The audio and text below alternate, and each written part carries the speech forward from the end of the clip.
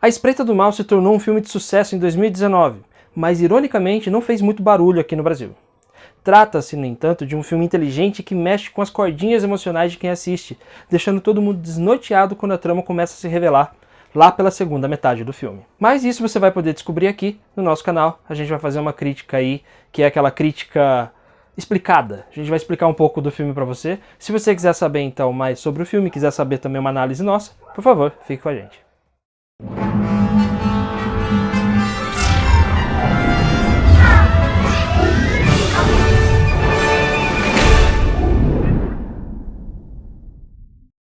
O filme começa mostrando a família Harper, que está em crise por conta do adultério da Jack, que é casada com o Greg, que é quem monta essa família. Os dois têm um filho adolescente, o Connor, que está sofrendo bastante com essa situação. O casal tenta achar formas de seguir em frente, mesmo com essa situação desagradável dentro de casa. Acontece que na pequena cidade onde eles moram, crimes estranhos começam a acontecer, envolvendo o desaparecimento de adolescentes. São adolescentes que têm mais ou menos a mesma idade do Connor. O Greg, que é um policial, um investigador da polícia, ele está diretamente envolvido nesse caso. No entanto, não é só isso. A casa dos Harpers está sofrendo com algum tipo de invasão sobrenatural que eles não conseguem explicar. E é essa a esperteza do filme. Há tantas as reviravoltas que o espectador acaba ficando até mesmo completamente sem rumo por conta de tanta coisa que vai acontecendo no decorrer desse filme. A Espreita do Mal acaba virando uma coisa completamente diferente daquilo que se esperava quando o filme começou. Tudo isso é feito de uma forma muito bem executada. No começo, parece se tratar de um serial killer.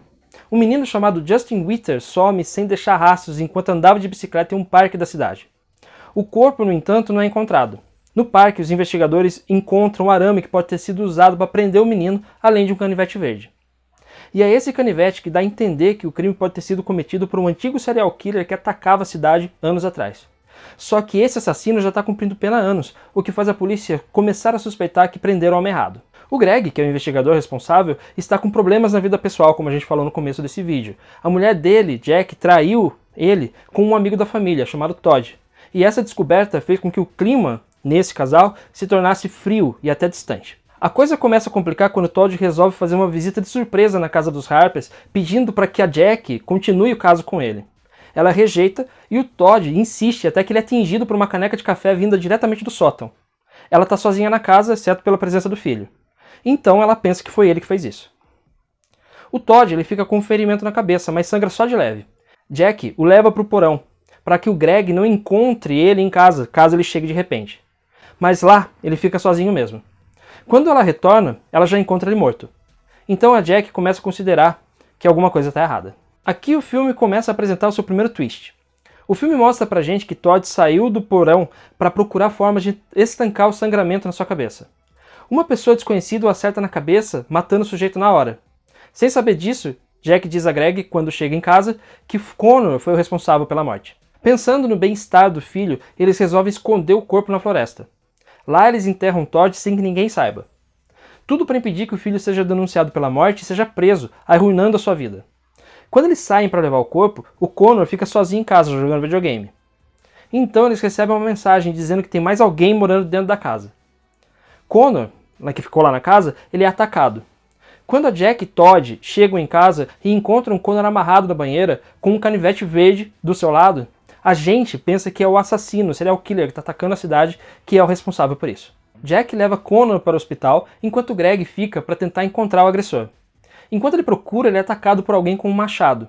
E é aí que começa o segundo twist do filme, que é bem surpreendente porque a gente, que é espectador, não vê isso chegar. Um pouco de contexto antes. Até esse momento do filme, algumas coisas estranhas acontecem nessa casa da família. As fotos somem dos quadros, a televisão liga e desliga sozinha. Apesar de eles acharem isso estranho, os próprios Harpers começam a achar que é tudo coisa da cabeça deles. Mas não é. O filme mostra, pouco antes do ataque ao Greg, imagens de uma câmera portátil, dessas de filmagem caseira. Então, a gente vê dois rostos, o da Mandy e de Alec. Eles estão filmando o momento em que eles entram escondidos na casa dos Harpers. Só que eles moram lá, sem que os habitantes originais saibam disso. A partir daí, a gente volta um pouco para perceber que todos os eventos sobrenaturais acontecem dentro da casa são, na verdade, pegadinhas do Alec, que ele pregou em cima da família. Esse tipo de atitude, morar dentro da casa de pessoas sem que elas saibam, é conhecido nos Estados Unidos como frogging. Não sei se eu pronunciei certo, mas deve ser mais ou menos por aí. De uns anos pra cá, tem se tornado bem comum, como várias notícias de jornal podem comprovar. É bizarro pra caramba, mas é verdade. No caso do filme, Mindy e Alec se escondem dentro dos lugares menos visitados da casa dos Harpers, que é tipo uma casa de 3 andares. Para não serem detectados por eles, os dois precisam fazer silêncio absoluto quando eles estão dentro de casa, né? Quando a família está dentro da casa, saindo só para buscar comida na cozinha. Acontece que Mindy já é uma mulher experiente nisso, o Alec que é o novato, e ele começa a ficar entediado dentro da casa em silêncio. E é quando ele começa a fazer essas pegadinhas com a família. Acontece que aquilo que era só uma diversão inocente acaba virando algo mais pesado quando o Alex se mostra um pouco perturbado. Foi ele quem atacou o Connor e quem atacou o Greg também. Mindy diz que vai chamar a polícia para ele, considerando que Alec foi longe demais. Ele então a derruba da escada, fazendo ela bater a cabeça e ficar inconsciente. O filme indica pra gente que na verdade é o Alec que é o assassino da cidade, é ele que está atacando as crianças. Só que aí vem o terceiro twist do filme. O responsável pelas mortes, inclusive de Todd, e pelos desaparecimentos também, não é o Alec, mas sim o Greg, que é o chefe dessa família. Quando a xícara de café acerta Todd na cabeça, Mindy se desespera e diz que ela e Alec precisam sair da casa. Só que tudo que eles têm está lá guardado no porão, onde o Jack deixou seu amante. Enquanto Mindy foge para não ser vista, ela vê alguém aparecendo no cômodo e matando Todd. E não é o Alec, mas sim Greg, que mata o rapaz com um taco de beisebol. Com Todd morto, Greg e Jack saem de casa para esconder o corpo na floresta. Foi nesse espaço de tempo que o Alec empurrou Mindy pela escada. Ele decide esconder o corpo no porta-malas do carro do policial. O plano era ele dirigir o carro para longe dali, mas Greg chega e encontra o filho amarrado na banheira.